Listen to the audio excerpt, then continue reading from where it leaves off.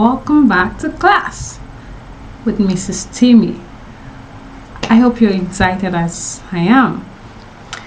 Today we are going to be learning a very important topic in English language. Have you ever wondered why your teacher has been stressing the fact that you should use your punctuation marks whenever you write any essay in English language? Oh, she's always saying, where is your full stop? Where is your comma? Where is your this? Where's your that? You don't know why? I'll tell you why today.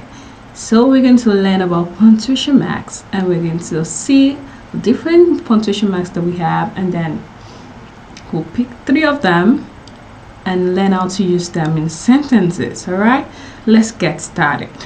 So you're going to be learning about when to use punctuation marks and what they are exactly. All right, so what are punctuation marks? Now look at the sentences first before I define what punctuation marks are. Let's eat grandma. What about the other one? Let's eat grandma. Let's eat grandma. Can you see the difference? The first one would mean what? Let us eat grandma. Hey, what's that? How are you going to hit grandma? That's the importance of your punctuation mark. Now that we've added a comma after it, let's see what it means. Let's eat grandma. All right, that means you're telling grandma we should eat. It's time to eat grandma. Not that we want to eat grandma. Is that clear?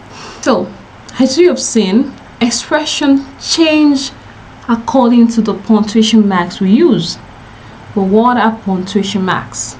They are simply graphic marks or signs that are neither letters nor numbers, which help to make sense of the written text. They make it being read and interpreted correctly. All right, it helps you to read well and then interpret correctly. Is that clear? So punctuations are marks. They are graphic marks or signs. They are not letters, neither are they numbers. So they are marks, they are graphic signs that make how written text makes sense. Okay, let's get into that. So don't forget that I just said that punctuation marks will help us to make the reading and interpretation of the text more comprehensive, coherent, and orderly. It makes it make sense. Look at the way we use the first sentence. Let's eat grandma. You want to eat grandma? Really? No. Let's eat. A comma follows it. That's a pause. So what's the essence of the pause? To make you stop in order to make the sentence make sense. So punctuation marks will help us to make the reading and interpretation of a text more comprehensive, coherent, and orderly. So the punctuation marks are the comma, the periods, the ellipses, the quotation marks, the question and exclamation marks, the parentheses, the semicolon, the colon, the dash, and the brackets. Let's get to know them. So the first one we would be considering is the comma. The comma is used to give further explanation in a sentence. If I tell you to write a particular sentence, what's your best food? And you tell me, you're going to tell me, oh, my best food is spaghetti and fried chicken. So if you're telling me that, there is unnecessary punctuation marks to be used. But that won't be full stop because you're just mentioning a compounded noun. But if you're going to make a list, oh, I don't just have a favorite food, I have so many of them. I love spaghetti, I love beans, I love rice, I love so many of them. Now you've made mention of about 3 food that you like. You're going to separate them by what? Using the comma. All right, Johan, the blacksmith, closed his store early. Johan, the blacksmith, closed his store early. It is also used to list different elements in a sentence.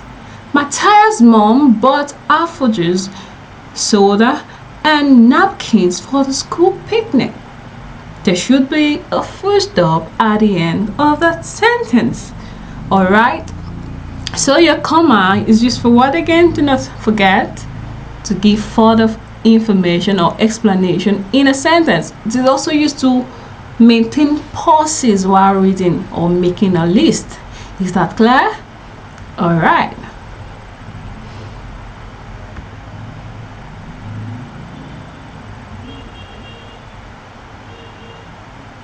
Let's look at the semicolon now. Why do we use semicolon and what is a semicolon? It is used to give meaning to sentences that are independent but related to each other.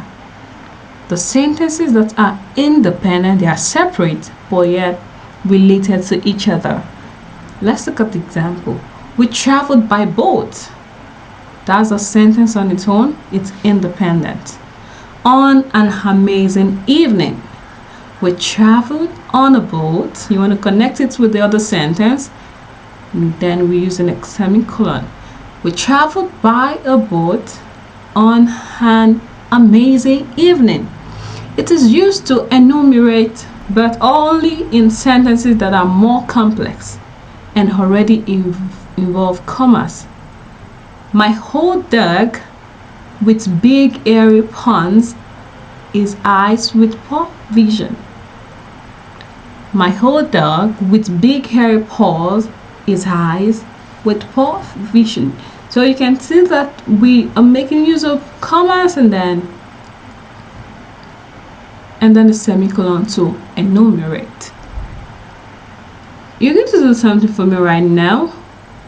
You're going to write sentences with a list of items and you're going to separate them by the comma. I want to see how well you understood that. And then make use of your semicolon to join two independent clauses together. Are you ready to do that? Okay, I'll await your response.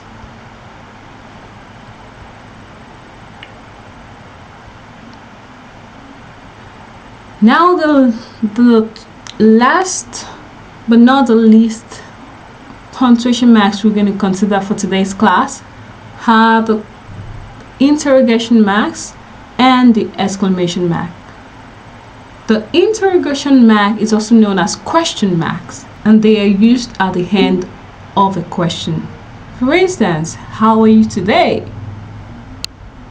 How are you today? You end the sentence with a question mark. I am good, with a full stop. Where are you going to? Question mark. When will you be back? Question mark.